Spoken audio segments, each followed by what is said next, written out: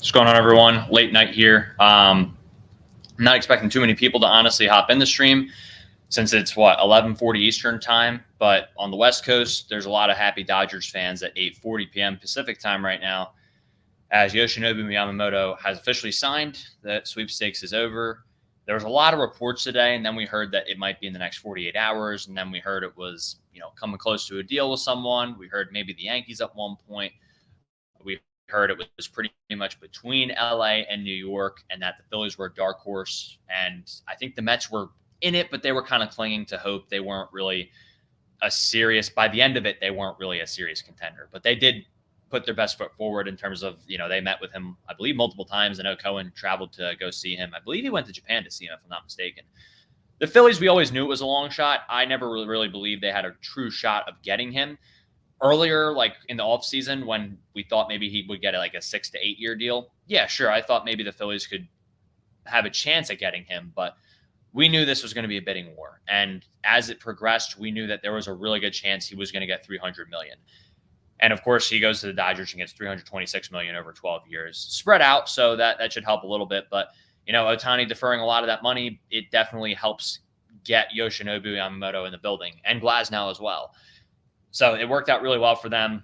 I don't know, even if we didn't have Walker. Yeah, I actually, that's what you said. So yeah, if we didn't have Walker, I don't think we would have gotten him either way. I don't think that really affected it. Look, they put their best foot forward. Even with the third luxury tax, I'm sure they put an offer on the table that was very competitive. I have no doubt about that. But we knew from the start of the sweepstakes that it was not the Phillies sweepstakes to win. It was the Dodgers and Yankees sweepstakes to lose. We knew that the whole time. But the deferred contract definitely gave the Dodgers an edge in this. So that is really unfortunate. It sucks that it panned out that way, and that they kind of got away with it. But look, I mean, they're going to have two teammates now from Team Japan. I'm sure they really wanted to play on the same team together. That is cool for them. I'm happy for both of them. And I'm not going to, now that he's signed with another team, I'm not going to sit here and say he's not going to be one of the best pitchers in Major League Baseball. I truly believe he has a shot to be, right as he starts, one of the best pitchers in Major League Baseball. It is, on paper, it's kind of wild that you see a guy who hasn't pitched a single inning in the big leagues. He gets over $300 million, but that's just how good he was in Japan. The guy won the Cy Young over there, whatever their Cy Young award is. I don't know the name for it, but he won 3 Cy Young awards over in Japan. I mean, and we saw how he did in the World Baseball Classic. He was locked down. And in Game 6 of the Japan series, he throws, 138 pitches, and his 135th, or I forget which one it was, 135th or 136 was like a 98-mile-an-hour fastball, apparently. That's according to Sports Info Solutions. So the dude's a stud. I mean, he's been unbelievable over there. I have no doubt that it's going to translate. He's 25 years old. Yeah, I mean, we knew he was going to get a big deal, but it was just a matter of where he was going to get the big deal from. And the fact that this team could have, when all healthy, down the road, Walker Buehler, Shohei Ohtani, Yoshinobu Yamamoto, Tyler Glasnow, and this all depends on extensions and stuff too for some of the other guys. But and then, I mean, you still have Bobby Miller, who's a young guy in there too. Like, that's unbelievable. I mean, it's pretty unfair. That being said, look, the Dodgers, they still have a second round curse, and they still got to get over that hump. So I'm not saying I'm not scared of them. I'd be foolish to say I wasn't scared of that roster when you have Mookie Betts, Freddie Freeman, Shohei Ohtani, and Yoshinobu Yamamoto, and Tyler Glasnow is healthy. You have all those guys on the same roster. Yeah, I mean, that's a pretty unbelievable team. But at the same time, in baseball, the first 2 rounds are not one off of talent. They're one off of who gets hot.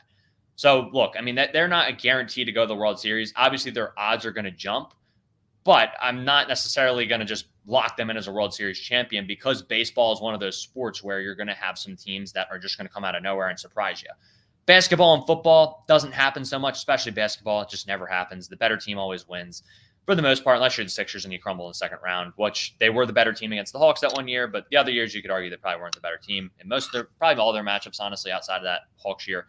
But point being, in football, you usually get the top seed. Like, we all know the 49ers are probably going to run through the NFC this year, just how it goes. You usually get the top teams that they usually win in the playoffs. Obviously, this year's kind of an exception because the AFC is going to be – that's a mess. But point being, hockey and baseball, you just never know what's going to happen. Once you get to the NLCS and the World Series, you usually have a pretty good idea of who's going to advance. Now, I don't think too many people expected the D-backs to advance to the World Series this year, but you knew it was like last year with the Astros. Like the Astros, yeah, sure, we went down to, or the Phillies went up 2-1 in that series, but the Astros were the better team by a lot, and they hadn't lost a playoff game until they faced us in that World Series. And you knew they were probably going to, as a Phillies fan, I was hoping they wouldn't, but you had a feeling they were probably going to come out on top of that series.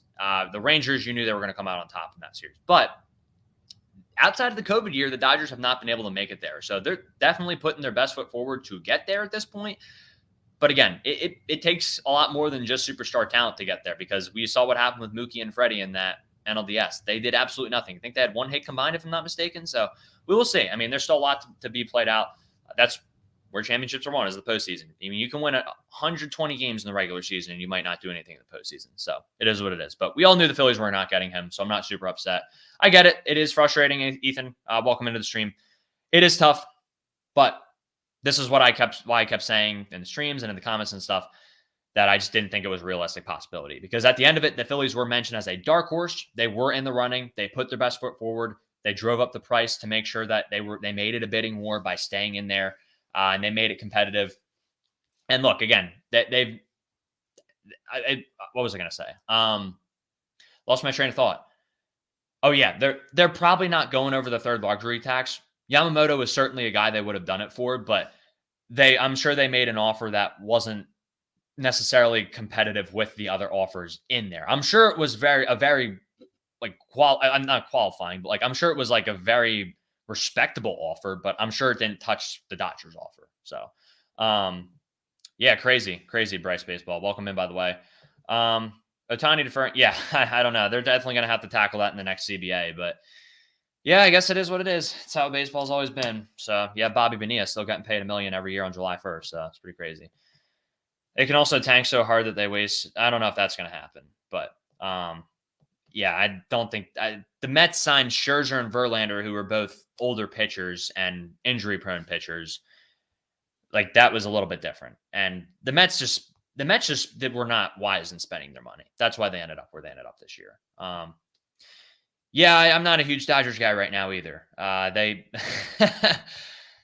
had an off season, that's to say the least. But there's a Japanese slugger coming next season. Phillies have waited too long to dip into that pool. I mean, look, again, they've been in on certain guys over there, but it's tough. Especially, we have to recognize the talent is getting better over there, and it's always been good. But now the talent in Japan is getting a lot better, to where these guys are going to get to pay a lot more. So you knew you weren't getting Yamamoto, and it's not just that guy comes over and you say the Phillies just should sign him. No, there's going to be other teams in there, and the Phillies have a lot of money they've already spent already. So it's just not that easy, unfortunately. Would I love them to be in on Roki Sasaki next year? Yes, I would love them to be in on him. But a lot of teams are going to be in on a guy that throws 102, who's coming over to the big leagues and wanted to come over this year and just didn't get posted by his team. Next year he's going to get posted. So they don't need his arm. Yeah, the Dodgers, well, they did need pitching. I mean, yeah, they got a lot more than they asked, or than you would have thought they would have gotten this offseason. But their pitching was pretty bad last year, and they were not healthy in that department. They had Lance Lynn starting a playoff game. So they did kind of need his arm, but I get what you're saying. I mean, yeah, did the Dodgers really need this? No, but that's what happens. That's what the Dodgers do. Yeah, they do crush a lot of dreams, just like the New York Yankees done. Yeah, well, that's the thing, Ethan. It was either the Yankees or the Dodgers, so it's kind of pick your poison at that point, but it is what it is.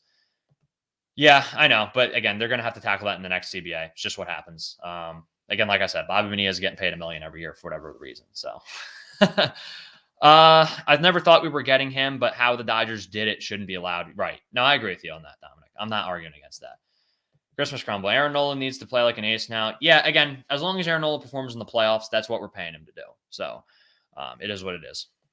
Yeah, the Dodgers, Eli, it's classic Dodgers, man. They always, that's the thing about the Dodgers too, is they develop so much talent, but they spend a lot, but they also develop so much talent too. They've always had a really good farm. So kudos to them, man. The Dodgers do it the right way, but also this is pretty scummy. I'm not going to sugarcoat it. Again, the thing with Bohm is, look, I get he needs more power, but at the same time, for the price you have him at, you're not getting the value you need elsewhere, and you're not able to really spend elsewhere. And if you upgrade, again, you're not going to get a guy as cheap. And that's kind of the situation you're in with Bohm right now, is that especially at the corners, you don't need the best defenders over there. And he's good. And he's a good enough defender at the corners, and especially his length makes up for what he lacks some in his range and mobility.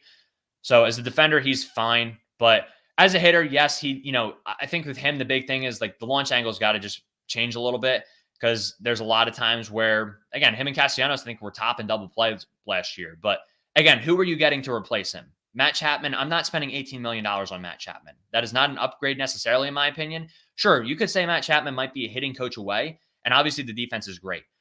But if he doesn't end up being a hitting coach away and he just provides a little more pop, and he's still hitting 213 throughout the year, that's not an upgrade at that, especially at that price. That's not a worthy upgrade. Maybe it's a slight upgrade, but you're not paying that price to get that marginal of an upgrade. And then you look at the other options out there. I mean, look, what Candelario was available this offseason. He's okay. Like, that's not a guy I'm saying is going to come in here and replace anyone's production necessarily, or like give us a boost, right? I think it's just the fact that, look, Bohm's been here a number of years, and it's kind of the same with a lot of the guys on the team. Everyone wants a new guy in the building because they're tired of seeing the same thing over and over again. But getting a marginal upgrade doesn't necessarily guarantee you're going to see a difference in the end result of the season. It guarantees you're going to see something different in the play style you get from that player, and that maybe that'll be more appealing to some people. But that doesn't necessarily mean you're going to get an upgrade and go in the World Series because of that. So I don't really know where the upgrade is for Alec Bohm, that you're going to win a World Series or have like that major boost that you would need to move on from Alec Bohm, because it's just not available right now. And via trade, it's not available right now. And I don't think the Phillies are really looking to move him. So even if we did all want to move on from Bohm as a fan base, I wouldn't really think there's any point in really having that conversation or entertaining that conversation, because the Phillies are not thinking that way right now. And they're not going to do that because of the situation they are in money-wise, because they are about $24 million away from that second threshold, and they are not going to spend all that $24 million. They are going to save some of that for the deadline. They do not have the assets to go acquire anyone, especially not for a Bohm upgrade. They would probably do it for a starting pitcher, maybe for a left fielder, a big move. I don't think they're going to make a big move, period, to be quite honest, though. So they don't really have the assets to spend on someone that would be worth spending like any of our prospects for. And again, it's not about what the prospects could be. It's about the value they have in a trade, right? I think people get that mixed up too often. You got to use your assets the right way. And again, I don't think a marginal Bohm upgrade is the right way to use any prospects you have in a trade right now. So look, I get it. He is a double play machine. Castellanos is too. There's a lot of guys in the league at the same time, but he was also our best hitter with runners scoring position last year. So we can't discount that either. There are some good things Bohm does. Look, he can be a frustrating player. A lot of the Phillies can be frustrating players. That's Major League Baseball. That's how it goes. But I don't really see where that upgrade is right now. And there's not really any free agency. A trade, maybe there's a guy, but again, with Bohm being so cheap in arbitration years, for what he's giving you on the price you're getting him at, definitely worth keeping him around, in my opinion. Bohm does more than enough for the value he's getting paid at. Does he need to get better? Absolutely. That he is a flawed player like everyone else. But again, it boils down to what you're getting for what you're paying. So that's kind of where I stand on Bohm right now in this offseason. Crazy to think that guy's never pitched. Yeah, it is insane, Eli. I mean, yeah, that's what I was just saying. He gets $300 million.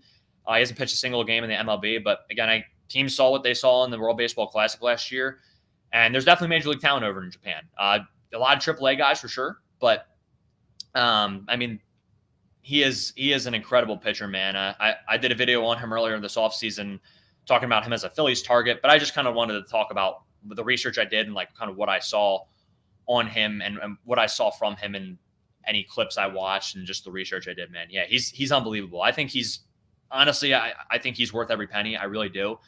And I think he's going to be an incredible pitcher in the major league. So I hate that he went to the Dodgers, but you can bet the first time he's on the mound and he's taking the field with the Dodgers and he's pitching his first major league game, I'm going to be having my butt right on this couch right here, and I'm going to be watching that game, and I'm going to be really excited to watch it, because while I am frustrated he ended up where he ended up, and the Dodgers are able to do this because of the deferred money with the Shohei deal, I am really, really excited to watch him pitch just because of the talent alone that he is. He's crazy. So we'll see. I mean, again, like you said, he hasn't pitched in a major league game, though, so there is that factor to it. We'll see how it pans out, but he's also 25, so it's going to be something else. Shohei starts playing like, imagine it. Yeah, I don't think that's necessarily going to happen to a guy who's won 2 MVPs in a row, though, Ethan.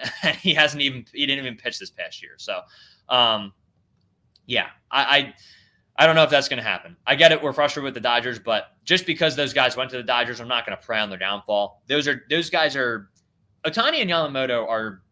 Ohtani is already the best player in baseball. That's pretty much set in stone. Yamamoto has the chance to be one of the best pitchers in baseball. So while I am not hoping the Dodgers as a team have success, I am going to enjoy watching them play baseball at the end of the day. I'm not going to sit here and act like they are not great baseball players just because the Phillies didn't get them. That's not right. So, or prey on their downfall just because the Phillies didn't get them. It sucks, but and they were never getting Ohtani, obviously. And Yamamoto was very, very low chance. Zack Snyder, do you think the Phillies get hated? I don't think they try to get him at all, to be honest. Look, they could use a true closer, but I don't think the Phillies believe in that enough to where they would say, yeah, let's go spend $18 million on Josh Hader per year. I don't think there's any world in which they would do that. It doesn't match up with their philosophy. It doesn't match up with what they believe the best way to use a bullpen is. It doesn't match up with the different bullpen contracts they've made. It just would not make sense to me. And Josh Hader is an incredible pitcher. I'm not trying to take anything away from him. I think he's awesome. There are things there, like I don't know if he's necessarily the guy he was with the Brewers years ago in that postseason. This was a guy who went multi-innings in the postseason. And that might be why he really only goes one inning now. He's really not a multi-inning guy anymore. And even like if you throw him for the last out in the eighth, he's probably not coming out for the ninth. That's how different it's now changed with him, I believe. That's at least what I've heard. So that is another factor in it. Like if he was a guy who we thought was going to go out there and throw 3 innings in a playoff game, like a big playoff game, we might be talking about a different story. But I don't think the Phillies believe in spending on a closer like that, spending that much on a closer. And the thing is also, just in terms of the closer topic in general, I don't think the Phillies believe enough in having a closer to, again, it's the whole prospect conversation. I saw people throwing out mock trades for Mick Abel and Justin Crawford for Devin Williams. What are we talking about? A guy who's going to throw 1 inning. I love Devin Williams. Devin Williams is it's a splitter that has unbelievable movement on it. He is one of the better closers in baseball right now. But you just don't, in no world. I know you could sit here and say Crawford and Abel aren't going to be great major league players. And that could very well be true because they haven't played in the major leagues. But there is no world in which I'm giving up 2 of my top 3-4 prospects for a guy who's going to pitch 1 inning. That never makes sense. And it doesn't match up with the Phillies' philosophy at all. So I've seen a lot of wacky stuff out there for trades. I know James Seltzer on High Hopes, love High Hopes, by the way. He mentioned maybe trading for Alexis Diaz. I forget the exact trade he did. I think I was a little bit in disagreement with him on what we would give up in that trade. But something like that, if they really wanted a closer, would make sense. Maybe the Reds would not need as much. I don't know. I think they'd still need a decent piece, but I don't see the Phillies necessarily going after any big name closer in general. And if they do, I think it would only be if they didn't have to give up anything too crazy for it and they got like a sweet deal. I think they're going to continue. Look, the bullpen, while they could use a closer, there's a ton of guys in there that I believe in. They are statistically one of the better pitching staffs as rotation and bullpen in baseball. And obviously there are frustrating guys in both the rotation and the bullpen. Not a ton, but there's 1 or 2 that are frustrating. Obviously, I'm not a big Taijuan Walker guy. Don't need to go through that whole tangent again. Trying to think rotation-wise, I honestly, everyone else in the rotation I feel pretty good about. Nola is inconsistent, but we know what he can do in the playoffs and in the big moment. He has really stepped up, and we know what he is capable of. And this year's an even year, so an upcoming even year. So hopefully he's always been good on the even years for whatever the reason. That's always annoying. But he also, I think the big thing with Nola was he figured out the pitch clock adjustment. That was what really messed him up this year was he changed up the pitch clock he was looking at. And after that, he was lights out. So I feel pretty good about that right now.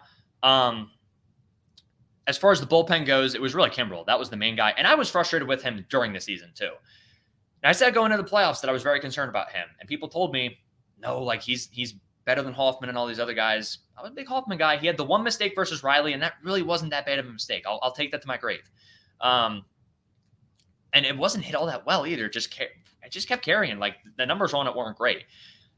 The fly out that Kimbrel gave up to Acuna, where he got very, very lucky that Rojas made on the warning track, that was actually hit better than the Riley home run. Slightly better. So anyway, that's me ranting right now. I'm still upset about all that. But outside of that, look, I like Alvarado a ton. Alvarado's been great for us. Obviously, every reliever is going to have their times where they struggle. It just happens. Alvarado was great, in my opinion, the past 2 years, and I still have a lot of faith in him. him. I mean, he's the guy. Anytime late innings, middle of the order is up, he's the guy who's coming in every single time. Hoffman, I think, was again really down the stretch. Only had 1-2 blips. I mean, he was awesome last year. He was a great find. Phillies did their homework on him. He had some of the best stuff in baseball statistically. I think Fangraphs statistically had him at some of the best stuff last year. Sir Anthony, he's got to figure it out with the pitch clock. I think that really messed him up, but I don't feel great about him going into next year. He's still got outs in the playoffs, but I am concerned about him. He's kind of up in the air. I feel really good about Matt Strahm. Once they flipped him to just one inning, he was fine after that. Early in the season, you might need multi-innings out of him at certain points, but late in the season, keep him as a one-inning guy. He was fine in that role. I would not say I want him as the closer, Ethan. I would disagree with that. I don't think that's necessarily a role he should be in full time. Do I think Matt Strahm can close? Yes. We saw that in the NLDS game against the Braves in Game 4. He did a good job after Gregory Soto put two runners on base to start the inning after he got the last out of the eighth. But I think Strahm can close. I wouldn't have him as the full-time closer. It's just if other guys aren't available, yes, I would be fine with Strahm closing out a game at some point. But Strahm, I think, was really good for us last year. And then Gregory Soto, he was terrible last year. He's going to have to live up to the potential. I mean, that's really going to determine if we need to add another bullpen piece to the deadline or not. They should add one as insurance just in case. I would hope they add another bullpen piece for the season. They could still use another guy, similar to a Matt Strahm deal. I'm not saying it's got to be a lefty, but they should add a righty, a similar caliber, I should say. I don't. I mean, after last year, I really don't have any faith left in Gregory Soto. The stuff is still great. He is really just a puzzling story to me because his stuff is phenomenal. It's just, I mean, his fastball would just get hammered, man. I get it. Like, his command isn't great, but I mean, at that velocity, you shouldn't need the best command in the league. You should just need playable command. I know his command wasn't. I don't know if I'd necessarily say it was playable, but. Or at least his locations were not the best. But again, I don't know. For whatever reason, hitters had a beat on him, and he's going to have to figure out what that is in the offseason and come back stronger next year because, and we didn't give up much in the trade for him. It's just that he was expected to be so much more. And I really liked Gregory Soto on the Tigers. I know he put runners on base, but he locked it down when he needed to. Maybe part of that was playing the AL Central a lot. I don't know. And now the balanced schedule's in place, so you really don't get that advantage anymore with anyone. But I don't know. Gregory Soto is going to have to step it up next year. I'm not saying he's got to be the closer, but he has to be a lot better next year. But outside of that, I mean, look, Kerkering, the fastball command's got to be better, but he's young. He's going to come along with time. I still feel really good about him. He had a couple blow-ups in the playoffs, but again, this guy started the year in low A last year. He's got plenty of time to develop, and I think he's got time to do that in the majors too. So if he needs some time in AAA, not a big deal. I'm okay with that too. But I still feel pretty good about our bullpen right now.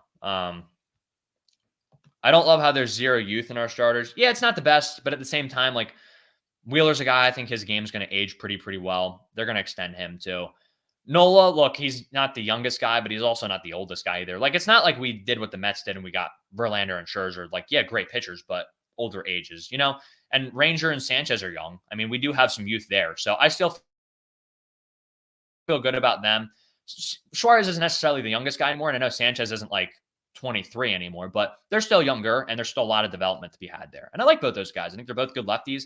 You're going to need a little more longevity out of them long term, but at the same time, I mean, I don't think the Phillies necessarily expected Sanchez to take the leap he did. I always liked Sanchez. I always thought he was a long man caliber player. Never thought he was going to be as good of a starter as he was last year. And his changeup was one of the best pitches in baseball. So I still do like those guys. Taiwan, I am really tired of. I wish they would move off of him, but I don't see them doing that after 1 year. And I think the bigger problem is I don't think anyone else is going to take that contract on right now. So, looks like that.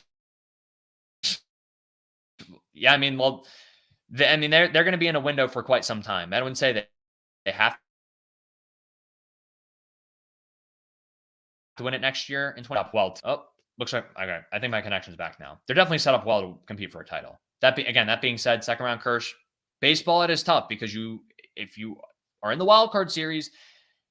3 games, anyone can take that. Anyone can take that series. Now, I think the Dodgers will probably be in the NLDS every year, and they're probably going to win over 100 games most years. But still, you come out of that. We've seen what happened the past 2 years with Dodgers and Braves. They both won a ton of games, and no matter how much talent they had, did not matter. So we'll see. Again, they could have all the talent in the world, and they could still struggle in the NLDS because it's a 5-game series at the end of the day. All you got to do is win 3 games. Dodgers have all the talent in the world to win the World Series. So if they don't make it, I'll be shocked. I wouldn't be shocked just because the baseball is different like that. It's anyone's game, honestly, in the first couple rounds of the playoffs. So,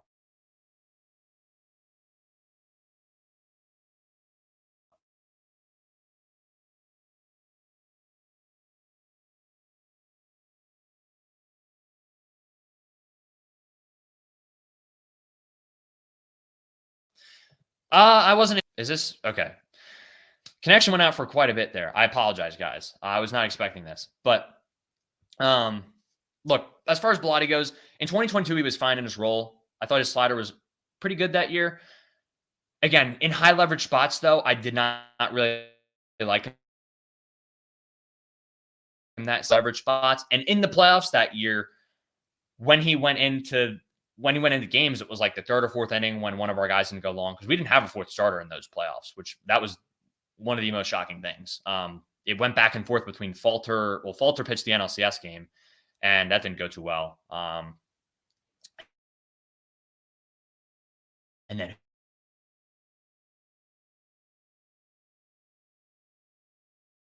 who pitched? I don't know what's going on, guys. I apologize for the connection. I'm really confused right now. I'm going to see if I can switch real quick. This is going to take 2 seconds. Okay.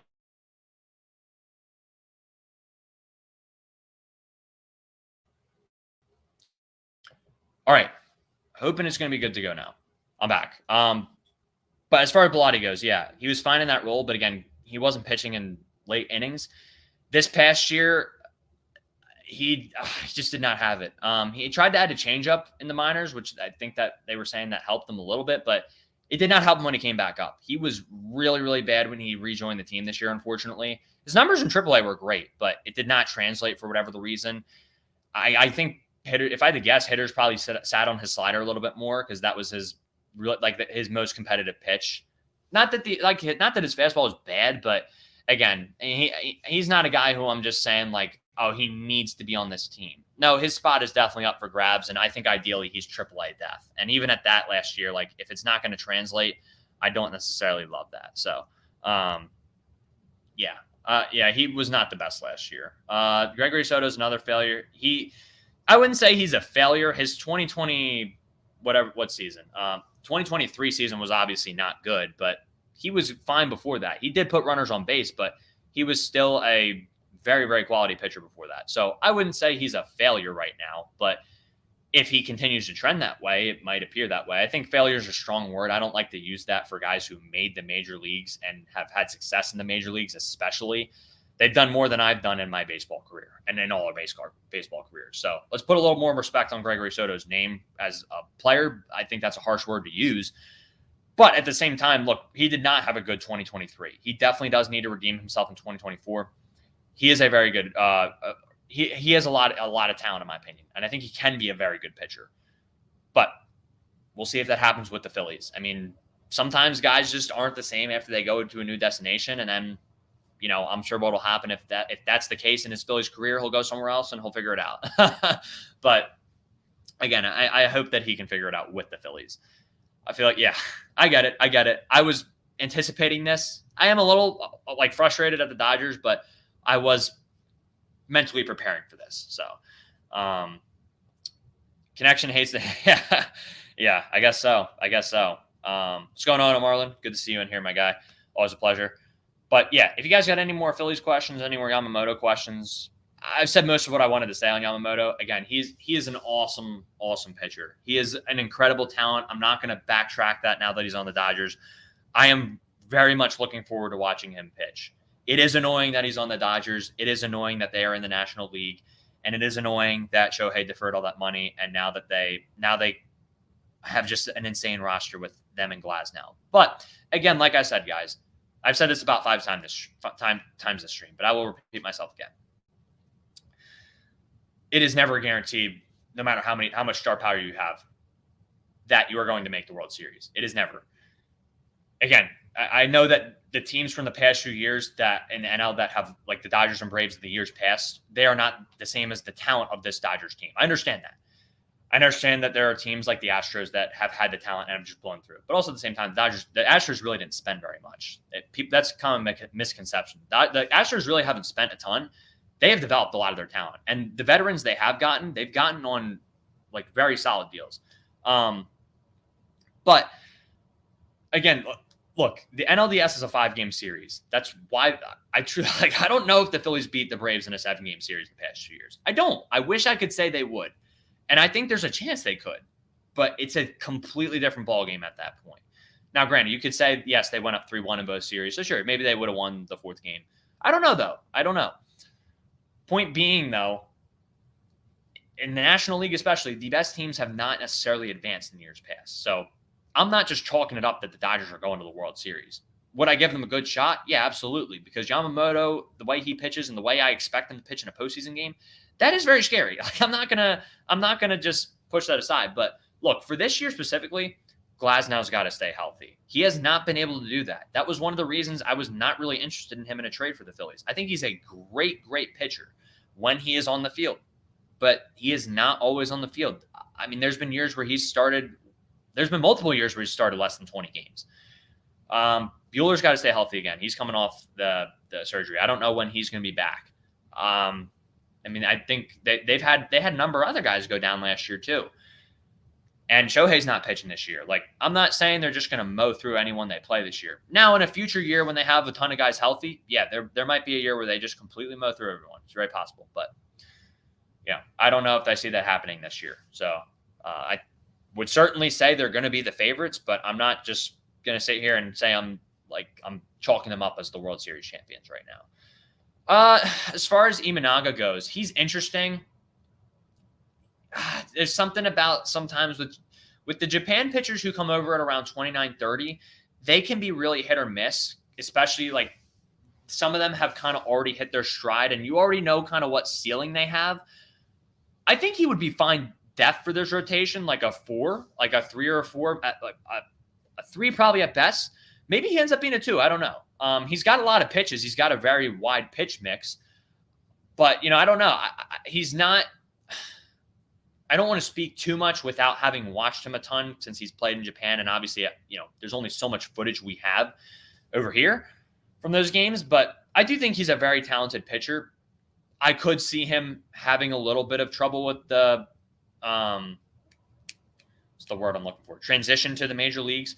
But at the same time, I mean, Kodai Senga wasn't like 25 years old when he came over. He had a pretty nasty fork ball at the same time, or fork change, whatever you want to call it. So, there was reason to believe in him, and it would be nice if we were in the mix for that deal.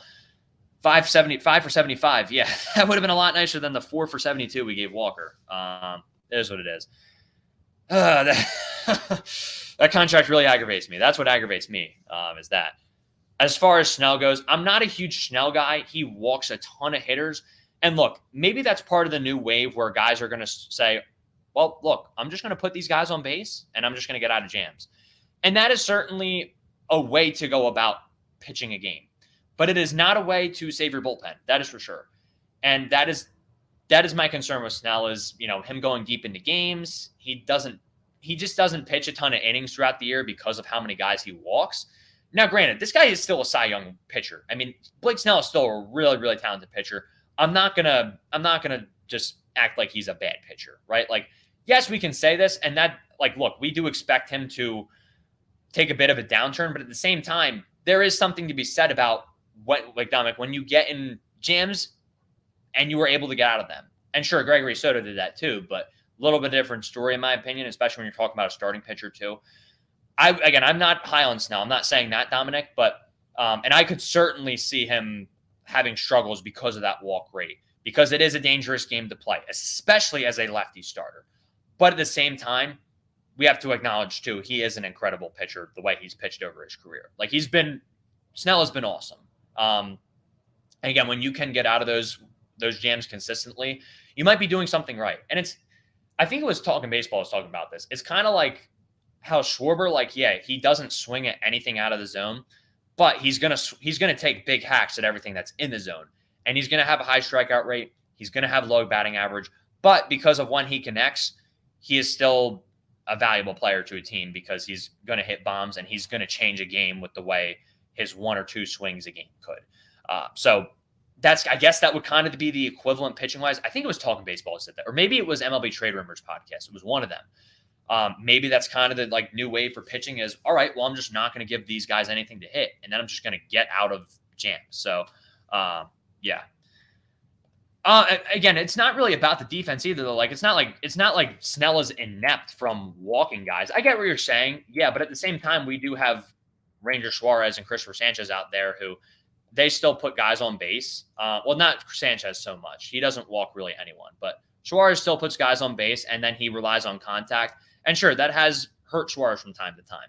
But at the same time, like I said, it's not like Snell isn't striking out dudes. Like, he's still 94th percentile in strikeouts this past year, I believe.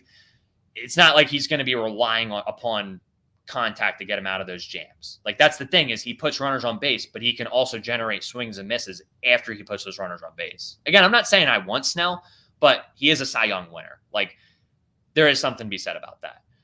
But again, not a guy I necessarily want for the team. Imanaga, I wouldn't be opposed to.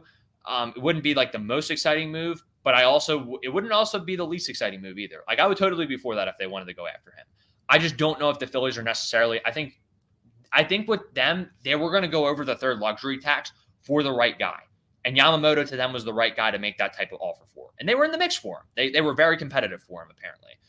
More competitive than I expected them to be. They were a dark horse tonight, as of tonight. They were not ruled out of it like the Giants were, which the Giants continue to. That's another thing I didn't even mention this stream. The Giants continue to whiff on big-name free agents. Arson Judge, they didn't get him in the building. They didn't get Carlos Correa in the building. They lowballed Bryce Harper. They tried to get Shohei. They tried to get Yamamoto.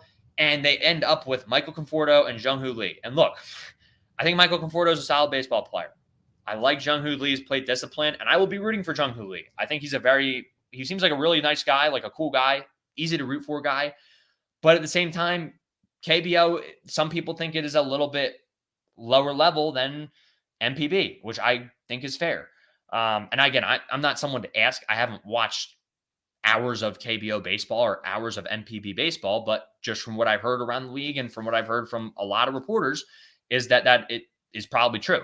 And no surprise there. You'd expect there to be some more talent in Japan, right? But at the same time, KBO, some people think it is close equivalent to AA.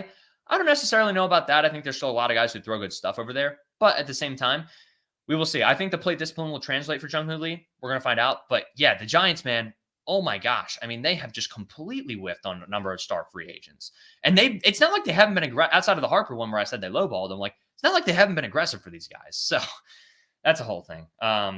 I would argue that talent from Japan might be the best in the world. You could certainly argue that, but again, there's a reason that not all of them are coming over, right? Like, a lot of those guys over there are good, but there's also a reason those guys are coming to Major League Baseball and that our guys aren't going over there. One, yes, the money, obviously, but also, two, it is the best baseball in the world. Some of the players in Japan are some of the best talents in Major League Baseball, but it's also, there's a reason that not all of them get to come over here. It's because not all of them are as talented as Shohei or Yamamoto. The ones that are very good, but I wouldn't say collectively it's the best talent in the world. And yes, the Phillies should be in the mix, but the fact that they were in the mix for Yamamoto as much as they were, considering that they're not really looking to go over the third luxury tax, I think that is an encouraging sign, because in the past, we've talked about how the Phillies haven't been on these guys. So you know what? Look, I knew the Phillies weren't getting Yamamoto. I am very happy with where they were at and have things progressed with this whole ordeal, right? Like, I think that's a great sign. It's a good sign for them going after a guy like Imanaga if they want to go after him. It's a good sign for them going after anyone in the future. Because look, Philadelphia has not had a Japanese guy yet, and there's an opportunity for one of those guys coming over to say, look, I could be the face of this team as the one guy coming over. Because I think So Taguchi was the last guy they had, and he was obviously just a bench guy on the 08 team. And shout out So. I mean, I was a fan of him back then. So he was a great pinch runner on MLB The Show. Shout out the boy. But yeah, I mean, I think the fact that they were in the mix for him and that they talked to him and they met with him, they had Bryce Harper FaceTime, they put together a very good pitch apparently. And yeah, I mean, I think that's really all I had to say. But I think that all combined, I think that is a good sign for them moving forward with talent in Japan. And it shows other Japanese players like, look, this is a team that is interested in adding guys from over there. So it is good to have that interest. Got to that one already. Ethan, I'm late on this, but if you watch the replay, Appreciate you, man. He will make some moves, but again, I've maintained all offseason. It's not going to be anything major, so I wouldn't expect anything crazy. I wouldn't mind Fujinami or Marlon. I mean, look, he really did have a better back half of the season with Baltimore, and he's got great stuff. The big thing with him has always been control because there's been times where he just gets really, really wild. That's what happened over in Japan, and he was honestly expected to come over around the same time Ohtani was, but he had some issues over there in terms of command and control.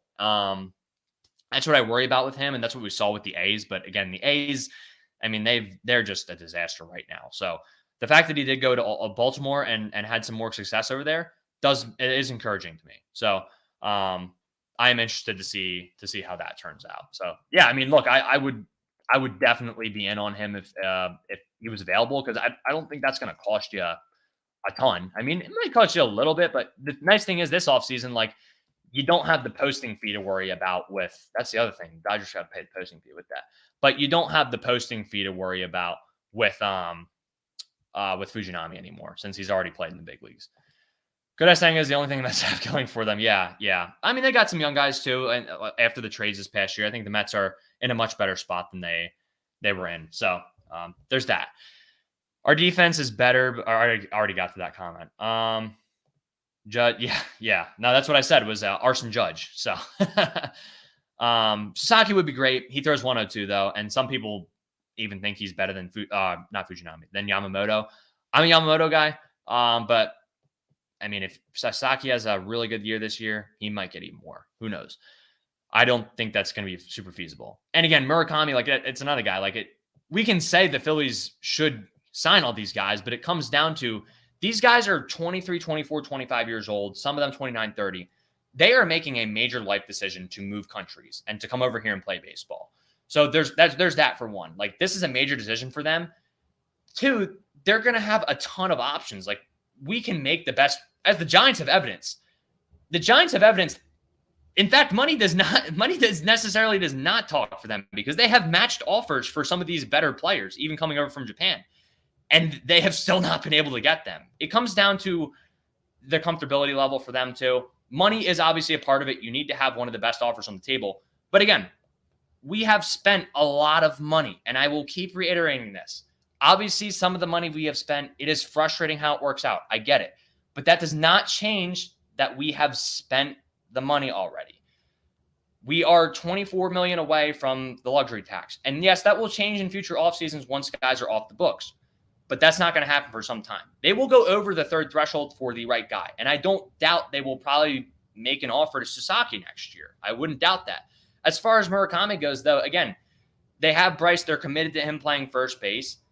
And I'm not saying that Bohm is better than Murakami. Don't get that twisted. But again, he is a cheap player to have. And maybe they say, you know what, Bohm is not necessarily going to be here very long. Maybe we do look at Murakami and play him at third base. I don't know how good he is at third base. They don't have Baseball Savant for Nippon yet, so as far as I'm concerned, so I don't know. It would depend on how well he could play third base, right? But yes, they do have zero talent, but they've had talent in the past too. I mean, they had Chris Bryant for a year. They've had starting pitching talent. Like it's not like they haven't had guys over the year, and it's not like they haven't had a history of winning titles. I mean, they won 3 in even years from 2010 to 2014. So I mean, they have. Yes, we can sit here and say they have zero talent, but like you just said, money talks. Like that's the biggest part of it. So they have matched all these offers and they've tried to get talent in the building. And that's the thing is, sure, they have zero talent. They have remained competitive throughout the years. Sure, they haven't been in the wild card, but the fact that they were even in the race for the wild card this year, that is a testament to their player development and to their coaching. So you still have to give them credit for that. And it's not like there's other teams who haven't offered money for these guys. Look, we can sit here and say that we would love for them to spend this money, but again, they have spent a lot of money already. And there's just going to be teams like the Dodgers and Yankees who are willing to spend whatever money they can. Not every other team, the other 28 teams aren't like that, unfortunately, or like the Mets, 27 teams, whatever you want to say. Like Middleton has, comparatively to the majority of teams in the MLB, we have spent a lot of money already. And it is unfortunate. I wish they would have spent it on some of the Japanese guys, but at the times we wanted a lot of these guys too, who they spent on. And some of it has not worked out. That's sports. Sometimes you're just going to spend money that just does not work out, unfortunately. And it's going to be hindsight 2020 where we can say we shouldn't have paid this guy. We shouldn't have this guy on the team. But that's the hand we've been dealt right now as a fan base. That's where we're at situationally. And that's just kind of where things stand. So I would love them to be in on Sasaki and Murakami next offseason. They're both great players. Obviously, they're both young. Murakami is 23, I believe, right now. So that would be awesome. But it's just not, even if you throw all the money you can at them, it's just not a guarantee. It's just not. And again, the Phillies, for whatever the reason, haven't been in the mix for some of these guys. Now that they are in the mix for Yamamoto, that could help them next year. But just because they go and sign with another team, we can't just say that the Phillies were, that the Phillies, it's on the Phillies. At the end of the day, it's the player's decision, and the Phillies could put together their best offer. But again, like I said, they don't necessarily have a ton of money available right now. It is not the final year of Schwarber's deal. He's been here for 2 years, so you have 3 years left of him. And Schwarber's the DH, so I don't necessarily think that would I don't think that would affect them going after Murakami necessarily, unless they wanted to play. If they really thought Murakami was just best as a DH, maybe it would affect it. But no, he's not on the last year of his deal. He signed, I believe. What did he sign? Was Castellanos was the 5-year, if I'm not mistaken, and Schwarber was the 4-year, 79, but technically 80. Yeah, it was 79. Schwarber is not a free agent until 2026. So that's no. It's not. It was 4 years. Yeah, it's not. He's not a free agent next year. So he is the free agent in 2026. But again, there's also a chance that they extend Schwarber too. I'm not saying that's the right decision, but he is a team leader. I think they value that. And look, as a DH, I think Schwarber's game should age well. He is frustrating. I know people don't love it, but he is a winning baseball player. And people are going to say that a 180 or 190 hitter isn't a winning baseball player. I get it. And I get, his knee was an issue out in left field last year, and he's not a left fielder, right? He's not going to be able to contribute that. And it does handicap you a little bit because you have less flexibility when you pretty much just have him at the DH spot most of the time, especially in playoffs. There's not really much versatility. At playoffs, you really aren't switching guys around very much. But look, they do value him as a clubhouse guy. I think that is more important in a sport like baseball. I do think that his plate discipline, you can't necessarily replicate that. It is something, you can teach it, obviously, but it's not necessarily easy. It's not common to find guys with plate discipline like Schwarber. And again, when you're getting 50 bombs a year, that is something that is really impressive. Like Hideki Matsui, that was a guy, his knees weren't great, but he was able to play DH and he was huge for them. So, or the Yankees, that is. So, yeah. But look, I like Murakami, but again, we're talking about a guy who's been a 1,000 OPS player over there and who has another guy who has walked a ton. And he's also played 140 plus games in all these seasons. There's going to be a team that it's going to be like the Yamamoto sweepstakes almost, because this guy's going to be 24 this upcoming season, and he's going to come over and he's going to get posted at 25. And they already saw what he could do in the World Baseball Classic. So yeah, I would love the Phillies should be in the mix on him. I agree with you there, but I just wouldn't get my hopes up about them overpaying for him like other teams would. And yes, Schwarber's contract will be off the books at some point, but they still have a lot of other money tied up in guys. They're still going to have Castellanos until 2027. They've still got JT, I think, until the same offseason that Schwarber is up. And yeah, that's another problem. I mean, catchers are just not easy to come by. And I don't know what they're going to do about catcher, because obviously JT, he hasn't necessarily been as good as we would have hoped for, but he is still one of the better catchers in baseball. And it's just not, like I said, it's just not easy to find catchers these days. You're going to have the Wheeler extension that's going to add on to this, even when those contracts are off the books. Now you got the Nola contract on there. Bryce wants more money, apparently. I don't get that. That's coming from Boris, and I just don't agree with it at all. You signed a contract, you're pretty much, and his whole thing is like, well, we want to be a Philly the rest of his career. He's playing here till he's 39. Stop it.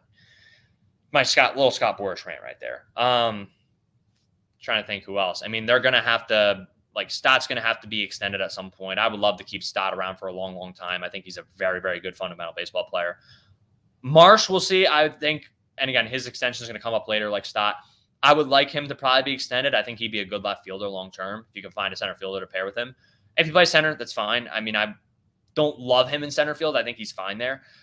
But, if you want to extend him at some point, that's something you got to think about. He's not going to be a super expensive extension. I think Stott will be a decent bid just because the nice thing is with him, not nice for him, but nice for the payday is there's so many good second basemen that Stott is not going to get like all MLB or even all-star votes because you have Luis Arias and Ketel Marte and a lot of other guys there too who are really good.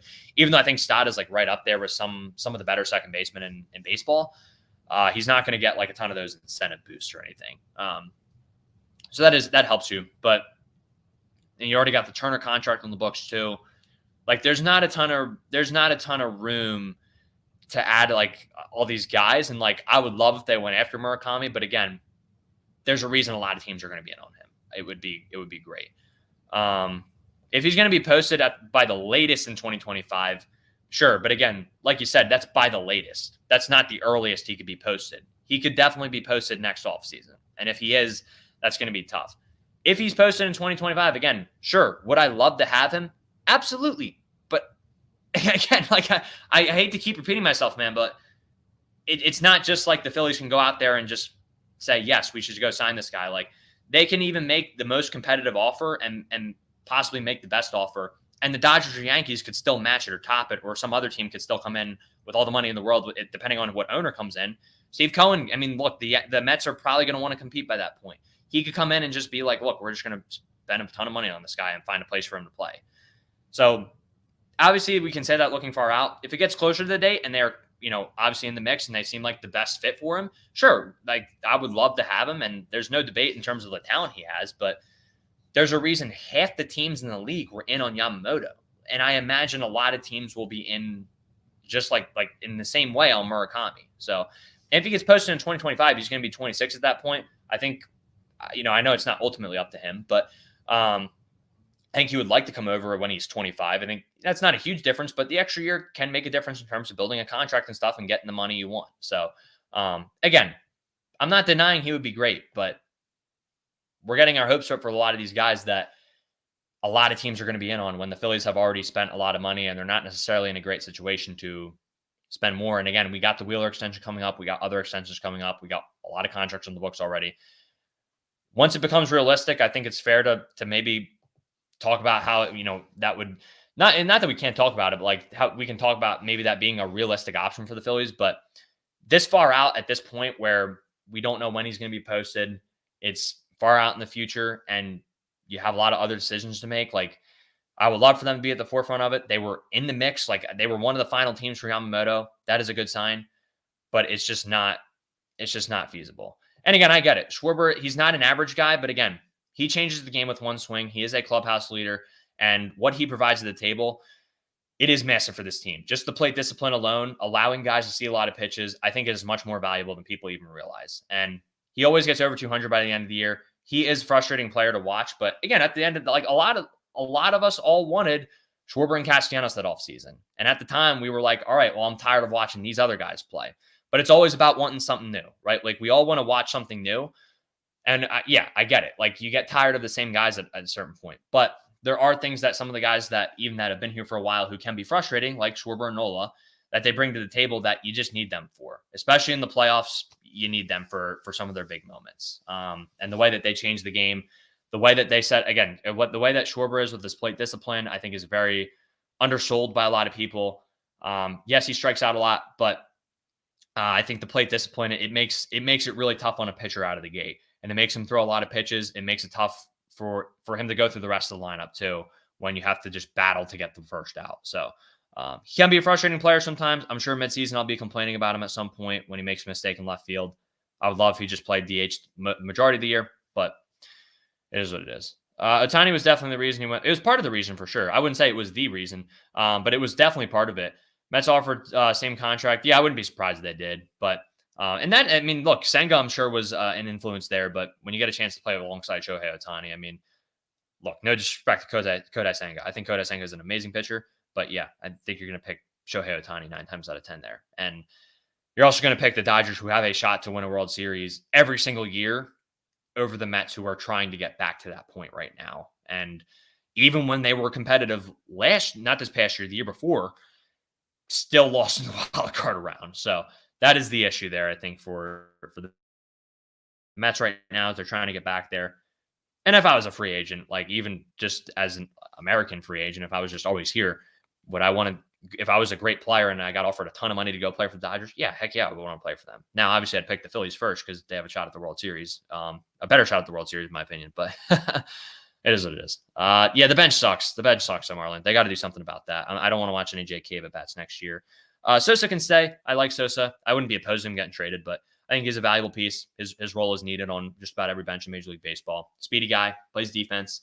Defense needs to be better at third base this year, but plays defense. He can move around on the infield, can even play corner outfield a little bit. And he's a solid, like, you need someone in the lineup for what? I don't know, 100 games a year. Like, he's not going to be in that, like, starting 100 games a year. But point being, you need someone to take at bats in about 100 games or so. Yeah, he can definitely do that. And he's got some pop too. He added some pop this past year. He had 10 bombs. I like Sosa. Pache, I think he's a good platoon. Very good against left-handed pitching. I wouldn't be opposed to trading him at some point and trying to flip him. I also think he's a great clubhouse guy too. But as a bench guy, you're not keeping a guy just because he's a good clubhouse guy. Which also applies to Garrett Stubbs too. They don't need to keep him just because he's a good clubhouse guy. That guy really bothers me. I can't lie. After the comment he made about going in the pool, great guy. I'm sure he's a nice guy. I'm sure I would get along well with him if I ever met him. But that one hurts.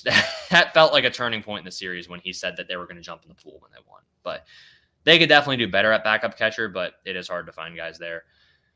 Yeah, Pache, again, not opposed to trading him. He's fine. Who else they got on the bench? Is that everyone? That's the main guys, honestly. There's one more guy. I mean, I know Cody Clemens. I'm not a huge Cody Clemens guy. I think he's a quad A player, just like Jake Cave. I don't necessarily see him having much of a role in this team, other than if someone goes down, he's going to be back in the lineup. Who am I forgetting? Rodolfo, I think, is going to start the year in AAA. Again, you make that trade 10 times out of 10 because it was Bailey Falter, who was not really going to do much for your team the rest of the year, or Rodolfo Castro. And Rodolfo's younger. You had an option to put him in AAA for this year. Works out well. You see how he does, and you let it play out. Weston Wilson, I actually do like Weston Wilson. I think he's got really good plate discipline as well. I think he could be an option that, like, a guy that comes up at some point this year. And yeah, I mean, that's pretty much all the bench guys that could play. Marchand's fine. I mean, he's just a defensive replacement if someone goes down. I think they would add someone if JT or Stubbs was out for long term, honestly. Maybe not if Stubbs went down. I think they would just go with Marchand. But if JT went down for a long time, they're not going to stick with Stubbs and Marchand. That's for sure.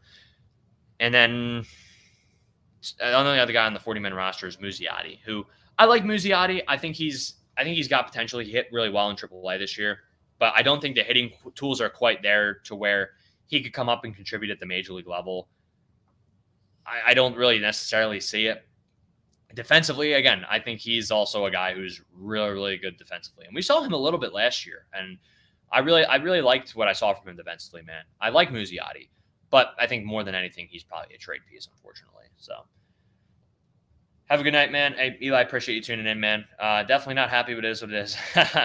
Yeah, I get it, man. I get it. As a Mets fan, that's got to be frustrating for sure, especially when there's a lot of talk this offseason about Senga wanting him to team up with him there. So happens, man. Sucks, but it happens, though. So, yeah, but, I mean, we've been going for about an hour. That's really all I got on Yamamoto, on the Phillies. Yeah, there's a lot of offseason left. Again, I've said this the whole offseason. I didn't see the Phillies doing much other than the Nola extension. People are going to be frustrated, but, I mean, I don't really, especially right now, like, in the future, they're going to have more room to make moves, but, like, right now, again, $24 million to spend. They're not going to spend all of that. And that's $24 million is not an exact number. It's just an estimate right now. We don't know exactly how much, but they're not going to spend all of that. They're going to save some of it for the deadline. Not a ton, but like $8-7 million maybe. That, I mean, again, they don't have a ton to trade. There's not a ton of guys out there who I could see them trading for to fill spots. I think we're looking at a bullpen piece and then maybe a starting pitcher or left field. I would hope they add a left fielder. I would prefer they don't start Rojas in center field this year. I think it would benefit him to start in AAA, and you see where he goes from there, and maybe you find like a one-year solution in left field or something of that nature. I don't know. We're going to be talking. We already, me and Drew did an episode on left fielders recently in the free agency. It is not pretty. There's like one or two, maybe three guys who we could say, okay, I would be okay with that. But we're going to do another episode on Saturday night. Make sure you guys tune in. We're going to be talking about trade targets and left field for the Phillies. It's the offseason. There's not a ton to talk about, so we're just kind of going with topics we see fit.